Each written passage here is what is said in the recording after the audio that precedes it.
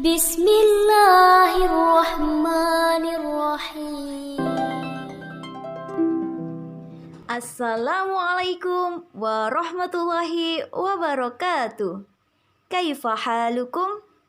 Ustazah doakan santri ustazah yang solih dan solihah selalu dalam keadaan sehat walafiat dimanapun berada. Amin ya rabbal alamin. Alhamdulillah hari ini kita bisa belajar bersama kembali. Dan pada hari ini kita akan belajar Al-Quran Hadis. Materi yang akan kita pelajari yaitu penjelasan surat Al-Fatihah. Tapi sebelum kita mempelajari penjelasan surat Al-Fatihah, mari kita membaca surat Al-Fatihah bersama-sama terlebih dahulu ya. Sudah siap? Alhamdulillah. Ikuti ustazah ya, anak soli dan solihah. Abata. Bismillahirrahmanirrahim. Alhamdulillahi rabbil alamin. Ar-Rahmanir-Rahim. Maliki yaumiddin. Iyyaka na'budu wa iyyaka nasta'in. Ihdinas siratal mustaqim. Siratal ladzina an'amta 'alaihim ghairil maghdubi 'alaihim waladdallin.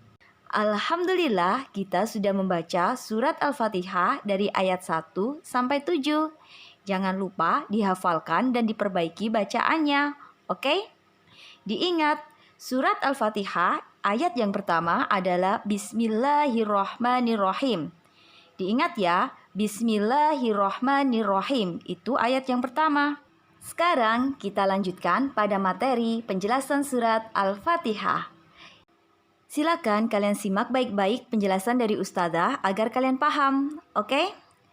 Pada ayat yang pertama bunyinya adalah Bismillahirrahmanirrahim, yang artinya dengan menyebut nama Allah yang Maha Pemurah lagi Maha Penyayang. Maksud dari ayat tersebut artinya kita membaca Al-Quran atau Bismillah itu dengan tujuan untuk mencari keberkahan dari Allah Subhanahu wa Ta'ala. Siapa yang tahu apa arti keberkahan? Keberkahan artinya adalah kebaikan yang banyak. Diingat-ingat ya, keberkahan artinya kebaikan yang banyak. Siapa yang tahu kapan kita harus membaca bismillah? Jadi, bismillah itu kita ucapkan setiap memulai pekerjaan yang baik. Diingat ya, ucapkan bismillah setiap memulai pekerjaan yang baik.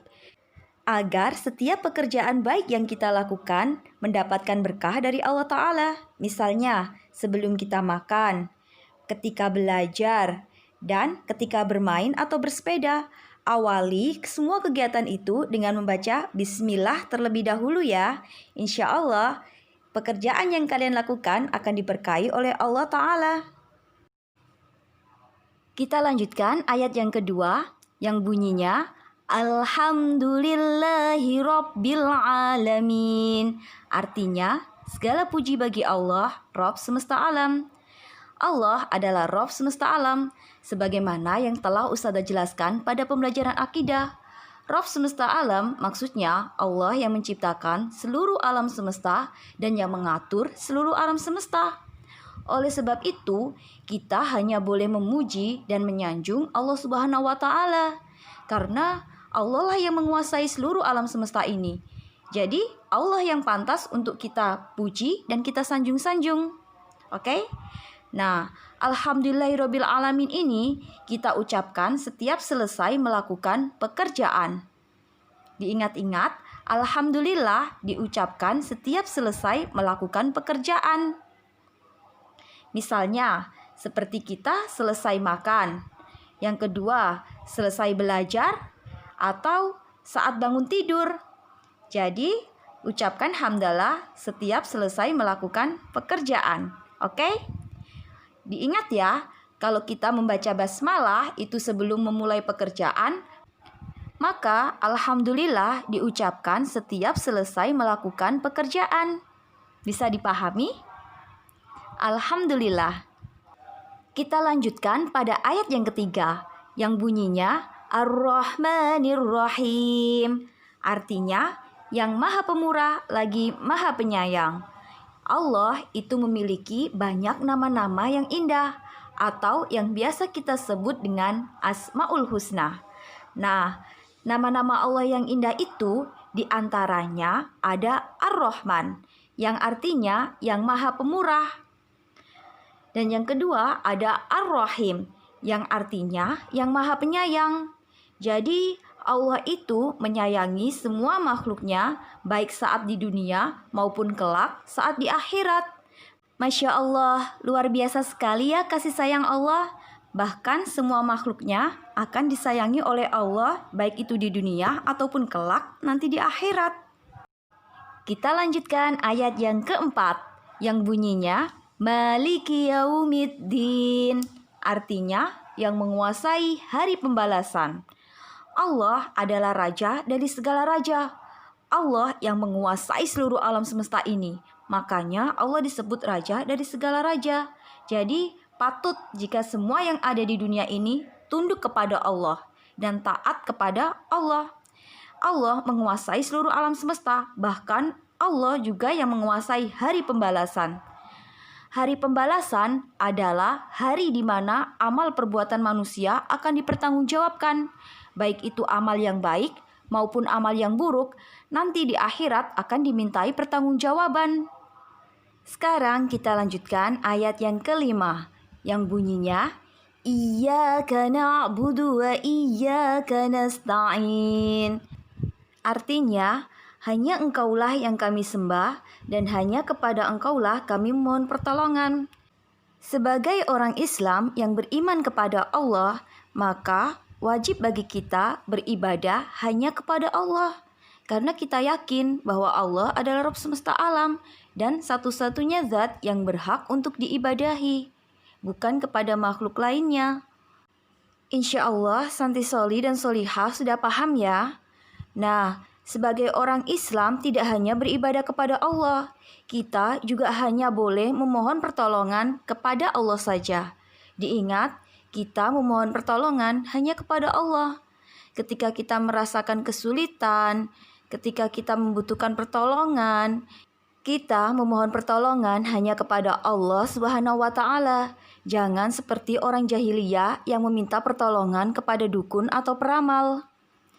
Ayat yang keenam, yang bunyinya Ihdinas siratal mustaqim. Artinya, tunjukkanlah kami jalan yang lurus.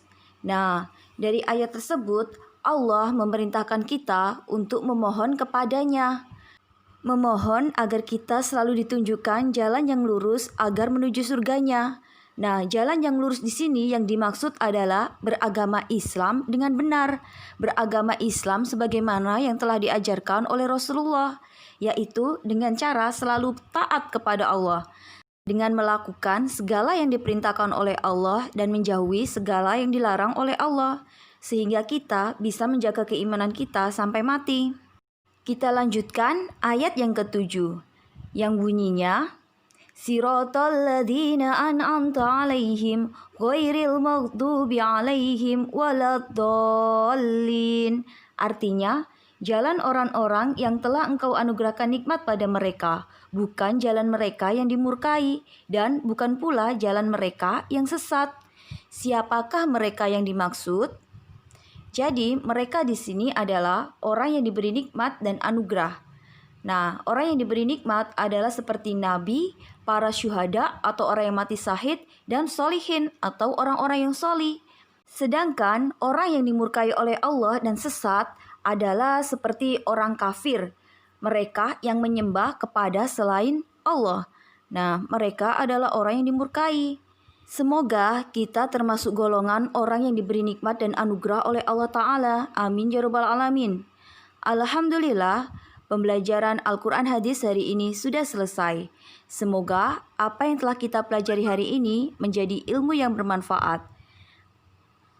Ustazah akhiri pembelajaran hari ini. Barakallahu fikum. Wassalamualaikum warahmatullahi wabarakatuh.